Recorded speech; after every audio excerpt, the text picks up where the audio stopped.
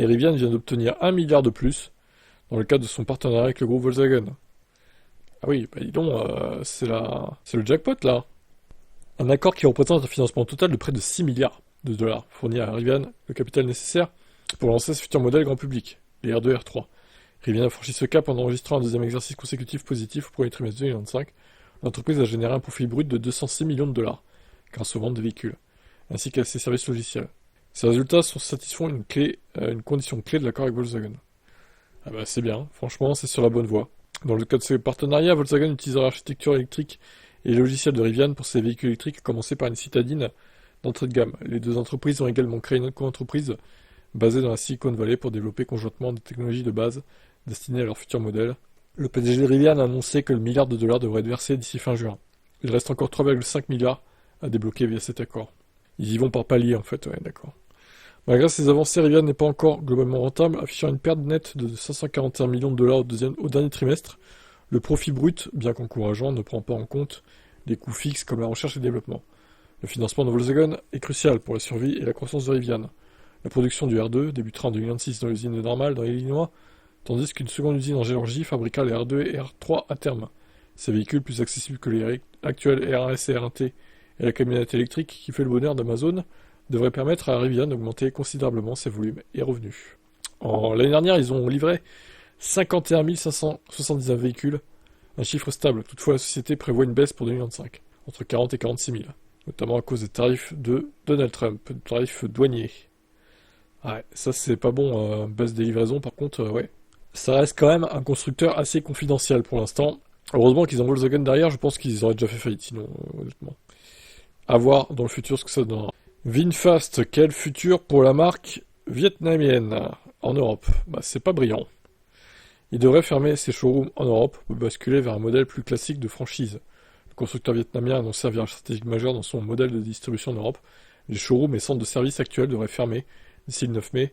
Une réunion interne tenue le 2 mai aurait informé 90% des employés de leur licenciement, avec des négociations pour des indemnités prévues jusqu'au 22 mai. Par la suite, la liquidation des actifs et la résiliation des baux serait programmée pour le second trimestre. Il justifie cette décision par un positionnement stratégique indiquant que son modèle de vente directe inspiré de Tesla n'est plus adapté aux conditions actuelles du marché. Mais c'est surtout que, VinFast, ils ont pas l'aura de Tesla, quoi. Personne les connaît et personne veut acheter leur voiture, en fait. Même s'ils mettent des concessions normales, ça change rien, hein.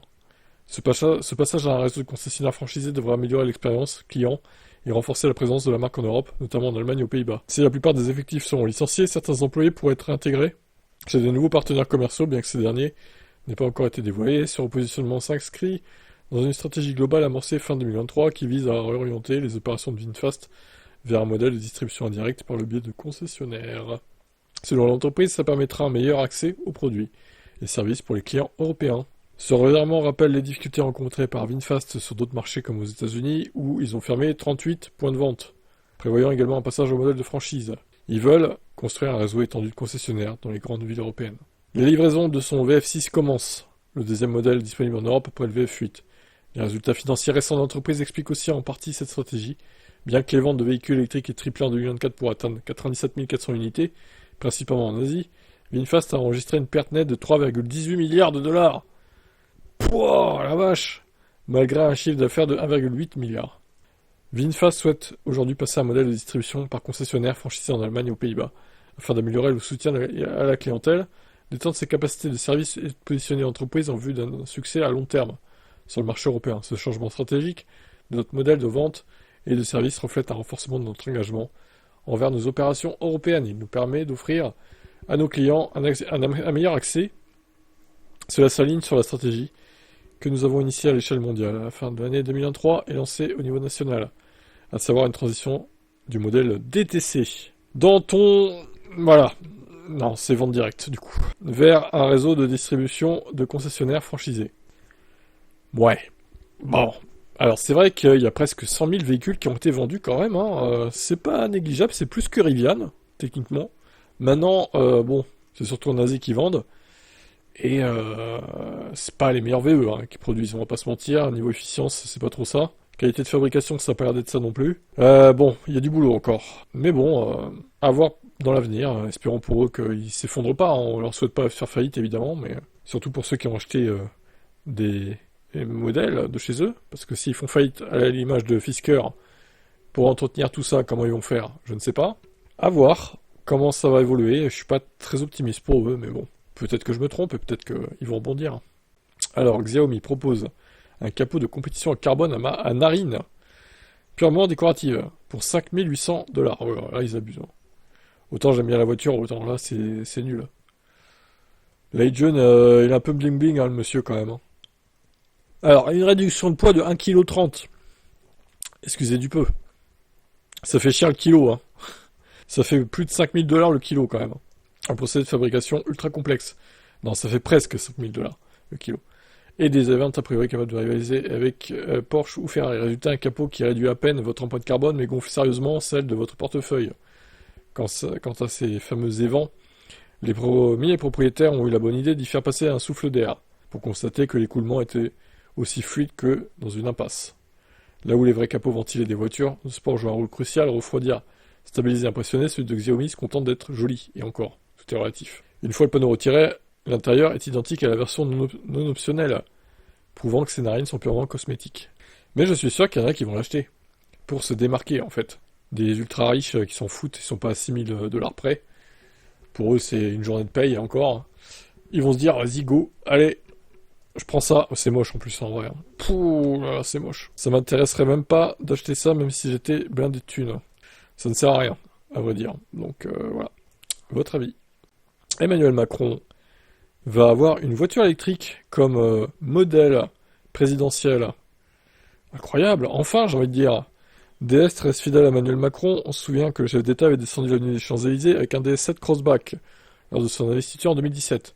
Le président a ensuite eu le droit au DS7 Élysée, la variante hostile avec une carrosserie allongée. Et le voici à bord d'une autre DS, un modèle qui vient d'être présenté et n'est pas encore dans les concessions. La DS numéro 8, la marque, a encore une fois créé un modèle spécialement pour lui, à l'occasion des commémorations du 8 mai 1945. L'auto officiellement nommée DS8 présidentielle a donc quelques spécificités, à commencer par la teinte bleu saphir, très belle teinte d'ailleurs, la même que celle du DS7 Élysée. Les custodes sont peintes en noir, une des particularités, la calandre illuminée est ici bleu blanc rouge. On trouve également des badges tricolores sur la carrosserie. Le fait notable de ce véhicule est qu'il est 100% électrique. La DS numéro 8 classique revendique une autonomie en cycle mixte de 750 km. Bon, celle-là, vu qu'elle sera blindée, a priori, ça ira moins loin. Peut-être 600, du coup. Voire un peu moins. DS indique que la voiture a été réalisée avec le concours de plusieurs artisans et partenaires français. Par exemple, l'atelier Lison de Cône a façonné la marqueterie de paille apposée en façade de la planche de bord ainsi que des décors des porte-avant. Les panneaux de satin bleu songe sont signés Métaphore. Ouais, c'est du bling-bling luxueux, quoi. Mais elle n'est pas made in France, elle sera en effet assemblée en Italie, afin de rationaliser l'usage des usines Stellantis. La voiture sera exposée au public lors de la prochaine édition du Salon Révélation, biennale des métiers d'art dont DS Automobile est partenaire, qui se tiendra du 21 au 25 mai au Grand Palais, donc de cette année, en 2025.